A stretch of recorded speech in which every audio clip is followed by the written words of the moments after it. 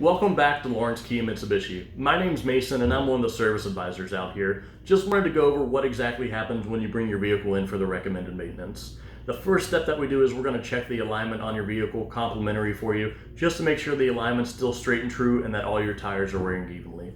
Then the vehicle's going to be taken into the shop and we're going to perform this multi-point inspection here. Now, these multi-point inspections are designed to make sure that you're doing everything possible to keep your vehicle's warranty valid. And of course, on Kia and Mitsubishi, brand new ones come with a 10-year, 100,000 mile powertrain warranty. One way to keep that warranty valid is by, in Kias, making sure that the oil is changed every 3,750 miles for semi-synthetic vehicles and every 5,000 miles for full synthetic.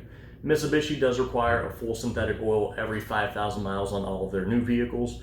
Now, anything that we find on these inspections while your vehicle's in the shop, we're going to bring that to your attention about halfway through your service. That way you've got enough time that if you want to do any of those, they can get completed while you're here, or we can order parts and get you an estimated time of arrival as well. If you have any questions, feel free to give us a call or comment down below.